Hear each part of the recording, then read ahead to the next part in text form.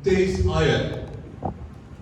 इज़रा की किताब, इज़रा नहमिया, इज़रा की किताब 8वां अध्याय 21 से 23 आयत। यहां लिखा है 8वें अध्याय के 21 से 23 पद में बाइबल कहती है, तब मैंने वहां अर्थात अहवा नदी के तीर पर उपवास का प्रचार इस आशय से किया कि हम परमेश्वर के सामने दीन हो और उससे अपने अपने बाल बच्चों और अपनी समस्त संपत्ति के लिए सरल यात्रा मांगे, क्योंकि मैं मार्ग के शत्रुओं से बचने के लिए सिपाहियों का दल और सवार राजा से मारने से लजाता था, क्योंकि हम राजा से यह कह चुके थे कि हमारा परमेश्वर अपने सब खोजियों पर भलाई के लिए कृपा दृष्टि रखता है और जो उसे त्याग देते हैं उसका बल और कोप उनके विरुद्ध है। इसी विषय पर हमने उपवास कर अपने परमेश्वर से प्रार्थना की और उसने हमारी सुनी। हालेलुया। प्रियो, एज़रा नबी की किताब के इस भाग में एज़रा नबी इस बात को कहता है कि मैंने अहवा नदी के तीर पर प्रचार किया। किस बात का प्रचार? लिखा है उपवास का प्रचार किया। मसीही जीवन में उपवास और प्रार्थना का बड़ा महत्व रहा। मसीही विश्वास में उपवास और प्रार्थना का विशेष महत्व रहा है। हम इस बात को सीखते हैं कि आज बहुत सी कलीसियाएं हैं जहां पर उपवास और प्रार्थना की जाती है। कुछ कलीसियाओं में 7 दिन की उपवास प्रार्थना होती है, कुछ कलीसियाओं में 21 दिन की उपवास प्रार्थना होती है, कुछ कलीसिया में 40 दिन की उपवास प्रार्थना होती है, कुछ कलीसिया में मैं जानता हूं लगभग 1200 दिनों से भी ज्यादा दिनों से उपवास और प्रार्थना चल रही है। बाइबल मुझे और आपको इस बात के लिए प्रेरित करती है कि जब हम उपवास की बात करते हैं तो उपवास के साथ हमें प्रार्थना करना चाहिए। परमेश्वर ने कई बार अपने नबियों से और अपने दासों से और भविष्यद्वक्ताओं से इस बात को कहा कि उपवास का प्रचार करो, उपवास के लिए लोगों को प्रेरित करो कि उपवास के साथ प्रार्थना करें और मैं उनकी प्रार्थनाओं को सुनूंगा। बाइबल में कई ऐसे भाग मिलेंगे जहां पर आप पाएंगे परमेश्वर ने उपवास के लिए कहा और लोगों ने उपवास किया। लोगों ने उपवास किया और उस उपवास के बाद उन्होंने परमेश्वर के बड़े कामों को देखा। परमेश्वर के आश्चर्य कर्मों को उन्होंने अपनी दृष्टि से देखा कि परमेश्वर ने उपवास और प्रार्थना के बाद उनके जीवन में क्या किया। एक कलीसिया की गवाही को मैं सुन रहा था। उस कलीसिया की गवाही ये थी कि उपवास प्रार्थना जब हमारी कलीसिया में प्रारंभ हुआ हमें कई कठिनाइयों का सामना करना पड़ा, पर जब हमने उपवास और प्रार्थना को समाप्त किया हमने अपने कलीसिया में और कलीसिया के लोगों में बड़े बड़े आश्चर्य कर्म देखे। और आज जब आप एज़रा की किताब को पढ़ेंगे, एज़रा कहता है किसका प्रचार कर? उपवास का प्रचार कर। और क्या क्या लिखा है? इस आशय से, किस आशय से? कि हम परमेश्वर के सामने से किया कि हम परमेश्वर के सामने दीन हो। आशय ये है, उद्देश्य ये है उपवास और प्रार्थना का कि हम क्या हो जाए, परमेश्वर के सामने दीन हो जाए, और कोई उद्देश्य नहीं है। परमेश्वर के सामने दीनता से जाना ही एज़रा का उद्देश्य है कि कलीसिया प्रार्थना करे और लोग प्रार्थना करें और परमेश्वर के सामने दीन हो जाए। और वहां लिखा किसके लिए प्रार्थना करें? मैं बहुत आशीषित हुआ कर जब इस भाग को पढ़ा। लिखा किसके लिए प्रार्थना करें? सबसे पहले जी नहीं, सबसे पहले किसके लिए प्रार्थना करें? अपने लिए। हालेलुया। सबसे पहले अपने लिए, फिर किसके लिए?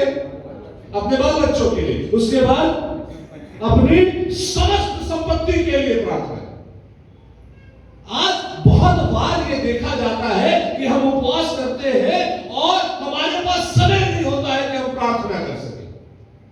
हमारे पास समय नहीं होता कि हम परमेश्वर के समीपी में समय को व्यतीत कर सके। हम कहते हैं हम उपवास है, पर आज समय ही नहीं मिला कि मैं वचन पढ़ सकूं और मैं प्रार्थना कर सकूं। जब मैं दीन होने का समय नहीं निकाल पाया, कैसे अपेक्षा करता हूं कि परमेश्वर कुछ करेगा। मैं कहता हूं उपवास करके शरीर को दुख देना किसी भी मायने में सही नहीं। यदि आप उपवास के साथ प्रार्थना और परमेश्वर की संगति नहीं कर सकते हैं, उपवास नहीं रहना चाहिए। बढ़िया खाना पीना चाहिए और आनंदित रहना चाहिए। उपवास के कोई मायने नहीं है, केवल ये कि मैं अपने शरीर को दुख दे रहा हूं। मैं सोचता हूं ऐसे वाले उपवास कई बार हम लोग रख लेते हैं साल में कई बार, कि सुबह उठे इतने बिजी थे कि चाय पीकर निकल गए और दिन भर हमको कई बार भोजन करने का समय नहीं मिल पाता। तो क्या ये उपवास है? दिन भर मिले नहीं समय, यहां जाना था, वहां जाना था, इस ऑफिस में जाना था, उस ऑफिस में जाना था, घर आते आते 5 बज गए, नहाते धोते 6 बज गए और 6 बजे हमने बोला चलो खाना खा लेते। और बोले कि आज मैं क्या था? उपवास था। व्यर्थ, कोई मायने नहीं है ऐसे उपवासों के। उपवास का तो सीधा अर्थ यह है, ऐसा कहता है, आशय ये है कि हम दीन बने और अपने लिए, अपने बाल बच्चों के लिए और अपनी सारी संपत्ति के लिए हम परमेश्वर से सरल यात्रा मांगे। 40 दिनों का बाइबल में बड़ा विशेष महत्व रहा है। बाइबल में लगभग 100 से ज्यादा बार 40 शब्द का इस्तेमाल हुआ है। आई थिंक 150 से भी ज्यादा बार इस्तेमाल हुआ है। 40 दिन का बाइबल में अपना एक विशेष स्थान है। यदि आप उत्पत्ति की किताब के 7वें अध्याय को निकालें, उत्पत्ति की किताब के 7वें अध्याय में आप पढ़ेंगे क्या हुआ। 7वें अध्याय की 4थी आयत, क्योंकि अब 7 दिन और बीतने पर मैं पृथ्वी पर 40 दिन और 40 रात तक जल बरसाता रहूंगा और जितनी वस्तुएं मैंने बनाई है सबको भूमि के ऊपर से मिटा दूंगा। आप सोचिए, परमेश्वर के लिए क्या यह काम सरल है? क्या परमेश्वर के लिए यह काम सरल है? क्या परमेश्वर इस काम से आनंदित होगा? परमेश्वर ने जो सृष्टि की, परमेश्वर ने एक एक चीजों को अपने हाथों से बनाया, कैसे सब चीजों का सृष्टि करता परमेश्वर है, और जब उसके विनाश की बात कर रहा है परमेश्वर, तो क्या परमेश्वर के लिए सरल?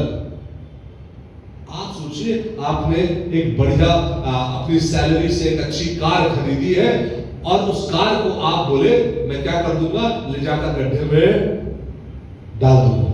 क्या ये संभव है?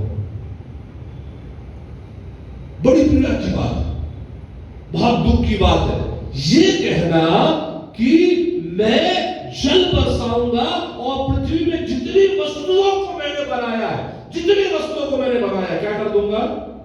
मिटा दूंगा, समाप्त कर दूंगा। परमेश्वर के लिए आसान नहीं। कारण क्या है? केवल एक कारण, उन लोगों ने वो किया जो परमेश्वर नहीं चाहता था। हालेलुया। उन लोगों ने वो किया जो परमेश्वर नहीं चाहता था, इस कारण परमेश्वर को नाश करने का विचार करना पड़ा। आज परमेश्वर हमारे जीवन में क्या चाहता है, यह बड़ी महत्वपूर्ण बात है। और आप सोचिए, क्या जो परमेश्वर चाहता है वैसा मैं कर रहा हूं या नहीं कर रहा हूं? यदि मैं वैसा नहीं कर रहा हूं, तो जैसा नूह के समय में परमेश्वर कर सकता है, वैसा परमेश्वर आज भी कर सकता है। परमेश्वर के लिए यह बात तब भी कठिन थी, परमेश्वर के लिए यह बात आज भी कठिन है।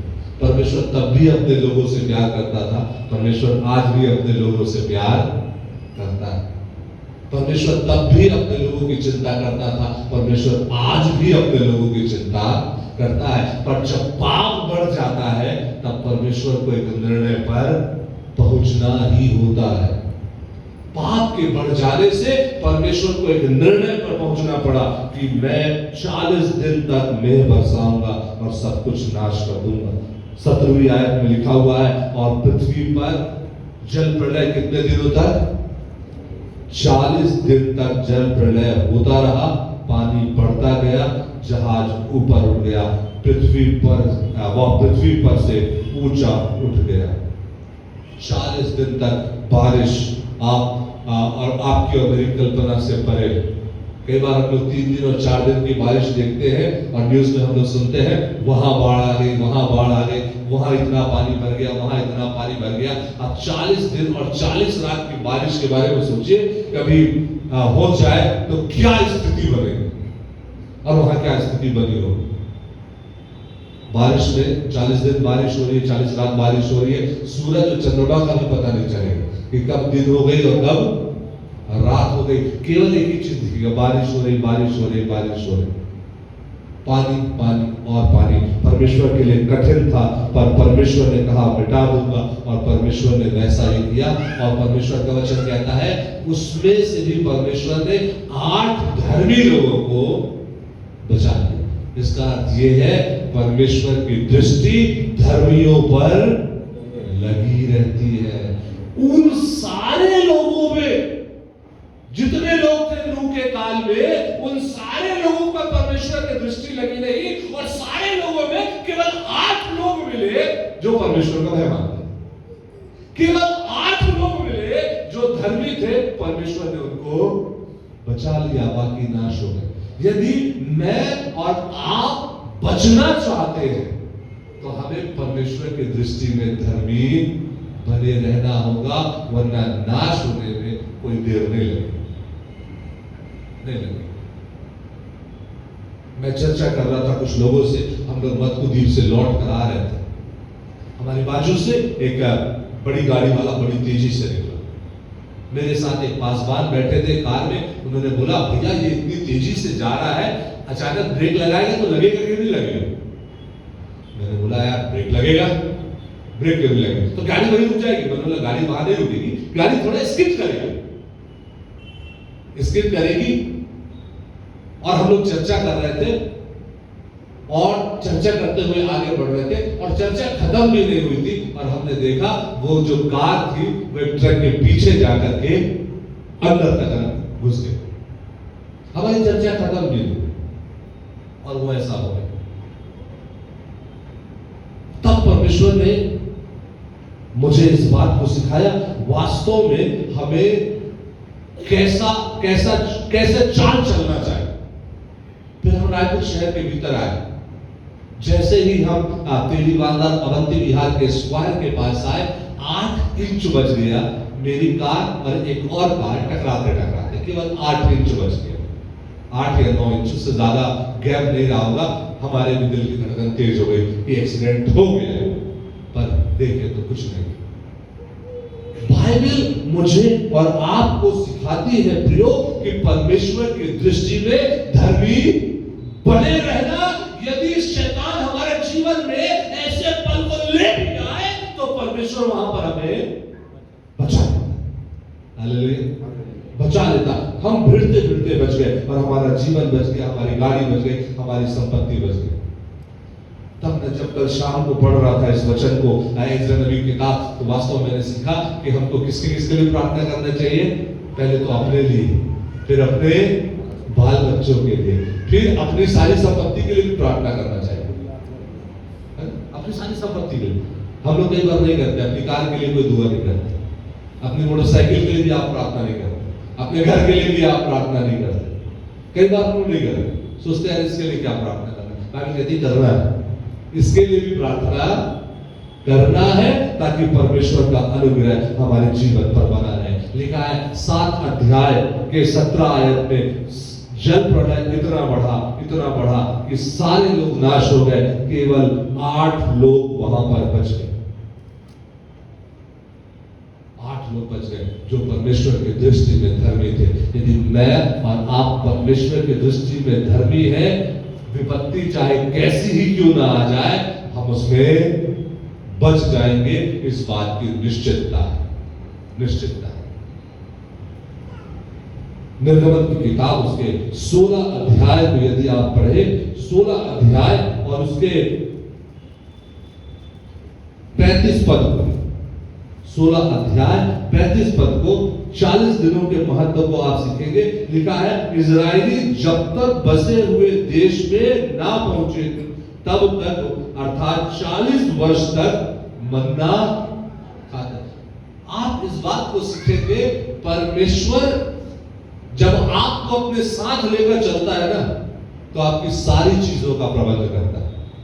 इजरायलियों को जब मिस्र की गुलामी से निकाला और जब वो कनान की यात्रा पर है, उनके पास बुआई का समय नहीं है कि वो खेती कर सके, क्योंकि यदि खेती करेंगे तो फिर आगे नहीं बढ़ पाएंगे।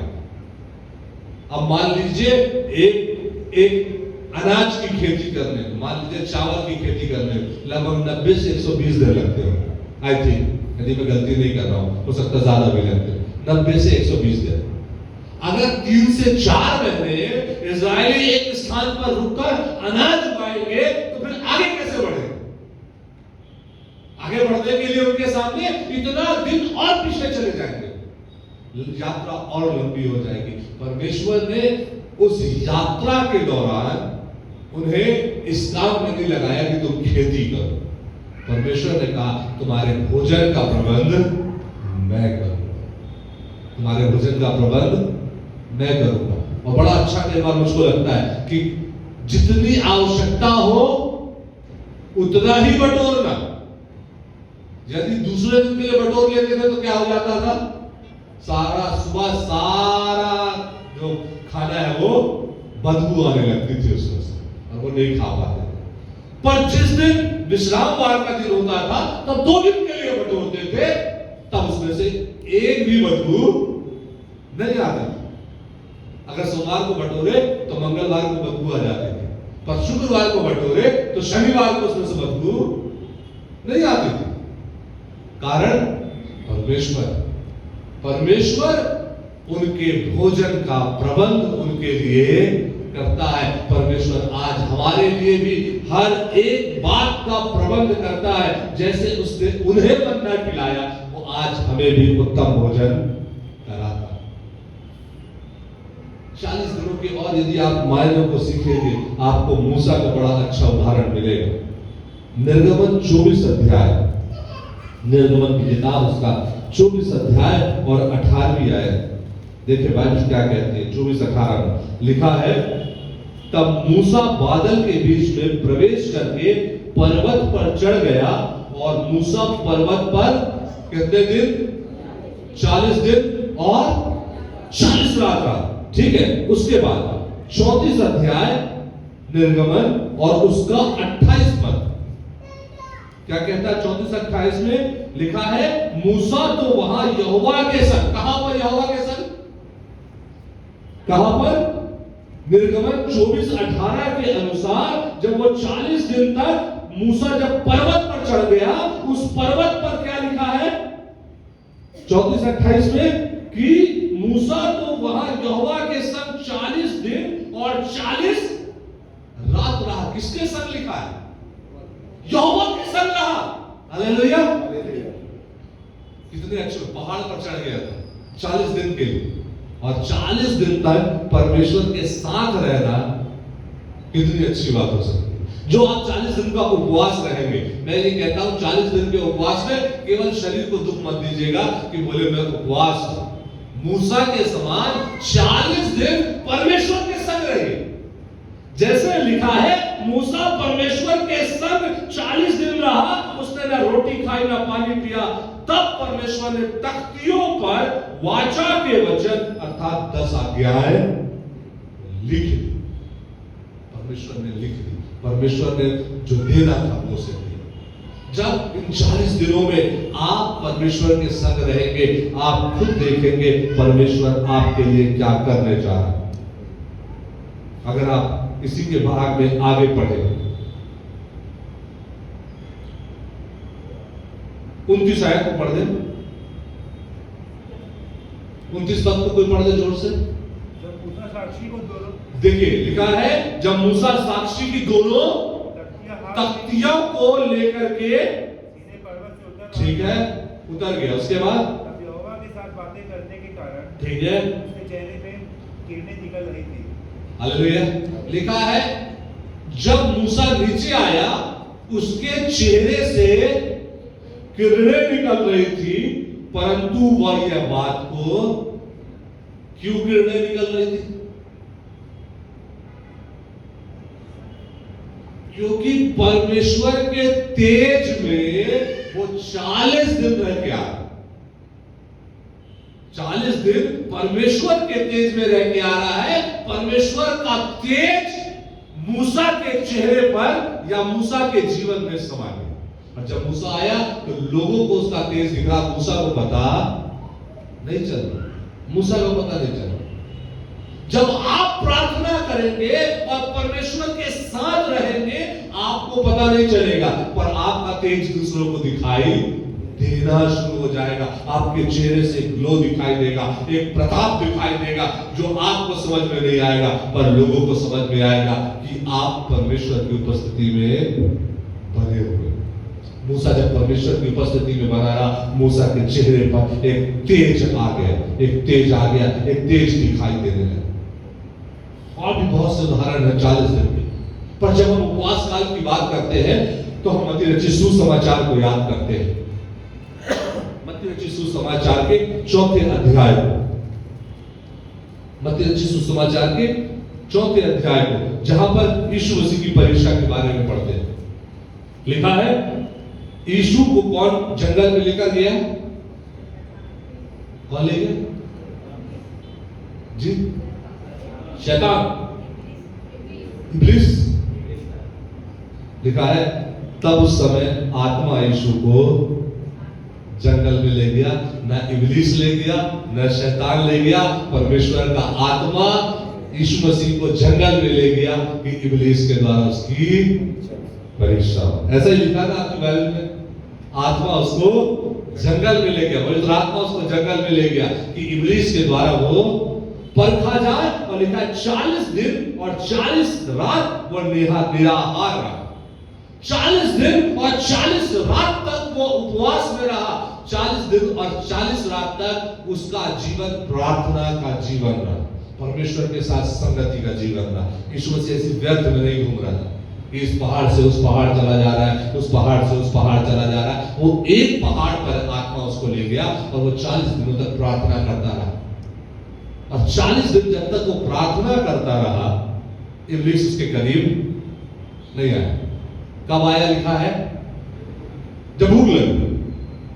40 दिन 40 रात तक जब तक वो परमेश्वर की संगति में रहा, तब तक उसे भूख नहीं लगी। और जब उसके उस उपवास को समाप्त होने का समय आया तो लिखा उसको क्या लगी? भूख लगी। और जब भूख लगी, वही समय था इब्लीस उसके पास आ गया। आप हमेशा याद रखिए और मुझे भी याद रखना है, शैतान आपके जीवन में आकस्मिक नहीं आ जाता कि आपको परखने के लिए आ जाए। वो इंतजार करता है। जब तक आप परमेश्वर के साथ साथ चल रहे हैं, जब तक आपकी संगति परमेश्वर के साथ साथ है, तब तक वो आपके जीवन में कोई अटैक नहीं करता, इंतजार करता, इंतजार करता। और जब वो इस बात को पाता है कि आप परमेश्वर के उपस्थिति से अब बाहर आ गए, जब आप परमेश्वर की उपस्थिति से बाहर आ गए हैं, तब वो आपके पास आता और आपके जीवन और मेरे जीवन में अटैक करता है। वो उस घड़ी का इंतजार करता है, कब ये परमेश्वर की उपस्थिति से बाहर आए, कब वो समय आए, कब ये कमजोर होगा, कब ये दुर्बल होगा, कब इसके जीवन में कोई बात आएगी जिससे ये परमेश्वर के विरुद्ध में कुछ बातों को बोल जाए। पर वो इंतजार करता है हमारा कि हम गड़बड़ी करें और वो हमारे जीवन में समस्याओं को ले। जब लिखा यीशु मसीह को भूख लगी तब इब्लीस उसके पास आया और कहा परमेश्वर के वचन में ऐसा लिखा है यदि तू पत्थर को रोटियां, पत्थर से कह के रोटियां बन जाए तो ऐसा हो जाए। ऐसा उसने बाहर से कोई बात नहीं कही, उसने बाहर से कोई बात नहीं, उसने कहा वचन में ऐसा लिखा है, वचन में ऐसा लिखा है। और वास्तव में पुराने नियम में यह बात लिखी हुई है कि यदि यीशु कहता कि वो रोटी बन जाए तो वो रोटी बन जाता। प्रियो, आज की शाम में मैं आपसे कहना चाहता हूं जो 40 दिन के उपवास काल में आप जा रहे हैं उसका बड़ा महत्व है और आपको जानना है उपवास जब आप करेंगे तो खाली उपवास मत करिएगा, उपवास के साथ प्रार्थना करिएगा और परमेश्वर की संगति में बने रहिए, परमेश्वर के साथ समय बिताइएगा। जितना अधिक समय हो सके परमेश्वर के साथ बिताइएगा, तब आप देखेंगे कि उसका उत्तर आपको क्या मिलेगा। योएल नबी की किताब में वचन क्या कहता, देखिए योएल 1:14 किसका प्रचार कर, योएल 1:14 उपवास का दिन ठहराओ। किसका दिन ठहराओ, उपवास का दिन ठहराओ। आगे महासभा का प्रचार करो, महासभा का प्रचार करो। योएल अपने लोगों से जब बात करता है दूसरे अध्याय के पहले अध्याय के 14 आयत में, वो कहता है उपवास का दिन ठहराओ, उपवास का दिन ठहराना जरूरी। फिर कहता है महासभा का प्रचार करो। उसके बाद वो क्या कहता है, दुनिया को वरन देश के सब रहने वालों को भी अपने परमेश्वर यहोवा के भवन में इकट्ठा करके उनकी दुहाई दो। लिखा हुआ है किसको इकट्ठा करो, पुर्णियों अर्थात प्राचीनों को इकट्ठा करो। और किसको इकट्ठा करो, देश के सब रहने वालों, सब नागरिकों को इकट्ठा करो और परमेश्वर यहोवा के भवन में इकट्ठे होकर के उसकी क्या करो, दुहाई दो। योएल 2 अध्याय और उसके 12वीं आयत तो यदि आप पढ़े तो 2 अध्याय 12 में लिखता है, तो भी यहोवा की यह वाणी है, अभी भी सुनो, उपवास के साथ रोते पीटते अपने पूरे मन से फिरकर मेरे पास, उपवास में मेरे पास आना जरूरी है। मैं आपसे बार बार कह रहा हूं, शरीर को दुख देना जरूरी नहीं है, परमेश्वर के साथ रहना जरूरी है। योएल यही कह रहा है, उपवास के दिनों में क्या करो, किसके पास आओ, परमेश्वर के पास आओ, परमेश्वर के भवन में आओ, परमेश्वर के साथ समय बिताओ। जकरिया की किताब उसका 8वां अध्याय, जकरिया की किताब उसका 8वां अध्याय और 19वीं आयत। सेनाओं का यहोवा यूं कहता है, चौथे, पांचवें, सातवें और 10वें महीने में जो उपवास के दिन होते हैं वे यहूदा के घराने के लिए हर्ष और आनंद और उत्सव के पर्वों के दिन हो जाएंगे। इसलिए अब तुम सच्चाई और मेल मिलाप से प्रीति रखो। कई लोग कहते हैं दुर्भोग सत्ता, बाइबल में क्या लिखा है यहाँ पे, सेनाओं का यहोवा यूं कहता है, चौथे, पांचवें, 7वें और 10वें महीने में जो उपवास के दिन होते हैं वे यहूदा के घराने के लिए क्या बन जाएंगे, ध्यान दीजिए, यहोवा के घराने के लिए क्या बन जाएंगे, हर्ष, आनंद और उत्सव के पर्वों के दिन हो जाएंगे। तुम सच्चाई और मेल मिलाप से प्रीति। परमेश्वर हमारे उपवास को किसमें बदलने वाला है, हर्ष, आनंद और उत्सव। आमेन, आमेन। शोक नहीं करेंगे, दुख नहीं करेंगे। उपवास में परमेश्वर के साथ आप जब रहेंगे तो आपको शोक नहीं होगा, जब परमेश्वर के साथ रहेंगे तब आनंद होगा, हर्ष होगा। और बाइबल कहती है उत्सव के समान परमेश्वर हमारे दिनों को कर देगा, उत्सव के समान परमेश्वर हमारे दिनों को कर देगा। इसलिए कैसा उपवास रहे, मत्ती रचित सुसमाचार उसका 6वां अध्याय, मत्ती रचित सुसमाचार 6वां अध्याय और 17वीं आयत। परंतु जब तुम उपवास करे तो अपने सिर पर तेल मल और मुंह धो, ताकि लोग नहीं परंतु तेरा पिता जो गुप्त में है तुझे उपवासी जाने। लिखा है कि जब तू उपवास रहे तो कैसा कर, सिर पर तेल मल। क्यों? कहीं ऐसा ना हो तेरा मुंह उदास रहे और लोग तुझसे बार बार पूछे, अरे आप उपवास है? हाँ हाँ उपवास काल चल रहा है। अच्छा आप उपवास है क्या? आपका चेहरा उतर गया। हाँ हाँ अभी 40 दिन से उपवास है। चेहरा उतर गया, क्या बात है? अरे मैं हमारा पप्पा तो चल रहा है ना 40 दिन का उपवास, इसलिए उपवास, उसने चेहरा उतर गया। ऐसा मतलब उपवास नहीं रहना। मैं नहीं कह रहा हूँ, आपकी बाइबल कह रही है। जब तू उपवास रहे तो क्या करना लिखा है? फिर से पढ़ेंगे शिशिर भाई। परंतु जब तू उपवास करे तो अपने सिर पर तेल मलना, मुंह धो ले, ताकि लोग नहीं पर लोग नहीं, तो तेरा पिता जो गुप्त में है पिता जो गुप्त में है तुझे उपवासी जाने। तुझे उपवास। लोगों को मत बताइए कि आप उपवास में, लोगों को मत बताइए कि आप उपवास। ठीक है मैं उपवास में हूँ, कौन जानता है? मैं और मेरा पिता। चेहरे पे उदासी नहीं आनी चाहिए, बढ़िया नहाना है, तेल लगाना है, साबुन लगाना है, चेहरा धोना है और हमेशा टाइडी बने रहना है। चेहरे से पता नहीं चलना चाहिए कि आप उपवासी।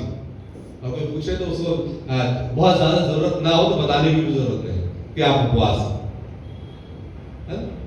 खाना डालना बहुत बहुत बड़ी बात नहीं, अरे आज मन नहीं है खाने, ये बताना नहीं, मैं हमारे में ना 40 दिन का उपवास होता है, मैं उपवास हूँ इसलिए अभी नहीं खाऊंगा, रहने दीजिए। अच्छा आपका प्रतिफल वही मिल गया, खत्म हो गया। उसका प्रतिफल परमेश्वर की ओर से कुछ भी नहीं है। बाइबल कहती है जब तू उपवास करे तो बुद्धिमानी के साथ उपवास करना। 9वां अध्याय 15वीं आयत देखिए इसी का क्या लिखा है? उसने उससे कहा, क्या बाराती जब तक दूल्हा उसके साथ है शोक कर सकते हैं? लिखा है जब तक दूल्हा उसके साथ है क्या शोक कर सकते हैं? जो हम लोग बारात में जाते हैं, जितने लोग बारात में जाते हैं, मैंने आज तक किसी बाराती को उपवास रहते नहीं देखा कि कोई बाराती बारात में गया और बारात में जाकर बोला नहीं मैं उपवास हुआ, मैं खाना नहीं खाऊं। जब बारात में जाता है बड़े हर्ष के साथ, आनंद के साथ जाता है और एंजॉय करता है, शादी देखता है, खाना खाता है, अच्छे अच्छे प्रकार के व्यंजन खाता है। पर जब दूल्हा उसके साथ नहीं होता है तो वो अकेला जब होता है तब वो उपवास करता है। बाइबल कहती है यूहन्ना के चेलों ने उसके पास आकर कहा क्या कारण है कि हम और फरीसी इतना उपवास करते हैं पर तेरे चेले उपवास नहीं करते। यूहन्ना के चेलों का प्रश्न है यीशु मसीह के पास, हम भी करते हैं उपवास, फरीसी भी उपवास करते हैं, पर तेरे चेलों को हमने कभी उपवास करते देखा नहीं। यीशु मसीह ने कहा आएगा, उसका समय भी आएगा जब दूल्हा उनके साथ नहीं होगा, तब उपवास का समय उनके पास पर्याप्त होगा। आज हम लोग इंतजार कर रहे हैं कि दूल्हा अपनी दुल्हन को अर्थात अपनी कलीसिया को लेने आएगा, तो अभी हमारे पास उपवास का समय है। द्वितीय आगमन के बाद आपके पास उपवास का समय नहीं होगा। जब हम अनंत धाम में जाएंगे वहां कोई उपवास नहीं होगा, क्योंकि वहां तो आनंद की भरपूरी होगी, वहां तो हर्ष ही हर्ष होगा, वहां पर ये सारी चीजें नहीं होंगी। मरकुस रचित सुसमाचार उसका 2 अध्याय यदि आप देखें मेरे साथ, मरकुस रचित सुसमाचार उसके 2 अध्याय को, तो आप यहाँ पर बहुत सारी चीजों को पढ़ेंगे कि कैसे परमेश्वर के बड़े आश्चर्य कर यहाँ पर हुए हैं। मरकुस रचित सुसमाचार के 2 अध्याय और यहाँ पर भी आप पाएंगे 26 आयत में लिखा है क्योंकि उसने क्यों कर अबियातार महायाजक के पास परमेश्वर के भवन में जाकर भेंट की, रोटियां खाई जिसका खाना याजकों को छोड़ और किसी को भी उचित नहीं, और अपने साथियों को भी दी। और उसने उससे कहा शब्द का दिन मनुष्यों के लिए बनाया गया है, ना कि मनुष्य शब्द के दिन के लिए बनाए गए हैं। आप निश्चित रूप से जानिए उपवास आपके लिए बनाया गया, आप उपवास के लिए नहीं। आप कई लोग मुझसे पूछते हैं कितने बजे तक उपवास रखना चाहिए। मैं कहता हूं जब तक आपका शरीर कहता है तब तक आप उपवास कर सकते हैं। 6 बजे जरूरी नहीं, आपको 8 बजे तक रहना, आप 8 बजे तक भी रह सकते। 10 बजे तक रहना, 10 बजे तक भी रह सकते हैं। कई ऐसे लोगों को जानता हूं जो 24-24 घंटे तक कुछ नहीं खाते और ना कुछ पीते।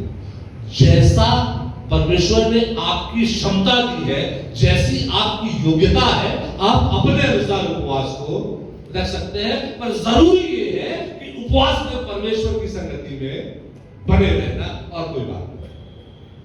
चाहे शरीर को दुख दे चाहे ना दे, परमेश्वर की संगति में बने रहे। ये 40 दिन परमेश्वर ने आपको केवल इसीलिए दिया कि 40 दिन तक आप प्रार्थना करें और परमेश्वर के साथ बने रहे। मूसा के लिए स्पष्ट लिखा है, मूसा जब 40 दिन पहाड़ पर चढ़ गया तो मूसा इधर उधर नहीं भाग रहा था, वो इधर उधर घूम नहीं रहा था पहाड़ में जाकर। लिखा है यहोवा के संग संग रहा, यहोवा के संग संग रहा। यदि हम भी 40 दिनों में यहोवा के संग संग रहेंगे ना, तो आप देखिएगा, आपको पता नहीं चलेगा पर परमेश्वर आपके द्वारा बड़े कामों को करना शुरू कर देगा। अद्भुत प्रकाशन देना परमेश्वर आपको शुरू कर देगा। ऐसे दरवाजों को जो बंद है परमेश्वर आपके लिए खोल देगा, खोल देगा। कल मैं एक गवाही सुन रहा था, मैं बड़ा आशीषित हुआ एक बहन के विषय में। किसी ने मुझसे कहा, एक बहन है जिसको 12 वर्षों से संतान नहीं हो रही थी, अभी वो आशा में, अभी वो आशा में 12 वर्ष से ज्यादा। मैं बड़ा आनंदित हुआ। वास्तव में परमेश्वर महान है। और कोई बाहर की घटना नहीं बता रहा हूं, मैं अपने महावीर नगर की बात कर रहा हूं, अपने अमरीडी की बात कर रहा हूं। परमेश्वर अद्भुत परमेश्वर है। ऐसा कभी नहीं होगा कि आपको आपका प्रतिफल ना मिले, हो नहीं सकता। यदि आपने मांगा है आप पाएंगे, केवल इंतजार रखिए परमेश्वर के समय का। परमेश्वर अपने समय पर आपके जीवन में कार्यों को करेगा, निश्चित रूप से करेगा। हो सकता है थोड़ा देर, हो सकता है थोड़ा सा विलंब, पर जब बाद में जो मिलता है या थोड़ी विलंब के बाद मिलता है वो सर्वश्रेष्ठ होता है। इंतजार के बाद जो चीज मिलती है वो बड़ी मीठी लगती है। यदि आदमी को भूख नहीं है, आप उसे कितना अच्छा खाना खिला दीजिए, उसको खाना खाने का मन नहीं करेगा। पर यदि बहुत तेज भूख लगी है, आप केवल दाल चावल दे दीजिए ना, तो उसको सब्जी की भी जरूरत नहीं पड़ेगी। अरे दाल भी मत दीजिए, आप सूखा चावल दे देंगे तो पानी डाल के खा लेगा। यदि उसे भूख लगी है, अब भूख नहीं लगी है तो आप उसको 36 प्रकार के व्यंजन भी दे दीजिए, तो वो बोलेगा मेरा पेट भरा, मैं कुछ नहीं खा सकता। आपके जीवन की आवश्यकताओं को परमेश्वर अपने समय पर पूरी करता है। पर इसका अर्थ ये नहीं कि आप मांगना छोड़ दें। आपको प्रार्थना में निरंतर परमेश्वर से मांगना है जो आप चाहते हैं कि परमेश्वर आपके लिए करे। मैंने कई लोगों की गवाहियों को इन 40 दिनों के विषय में सुना है कि 40 दिनों तक उन्होंने एक विषय के लिए प्रार्थना की और परमेश्वर ने उनकी प्रार्थनाओं को सुना।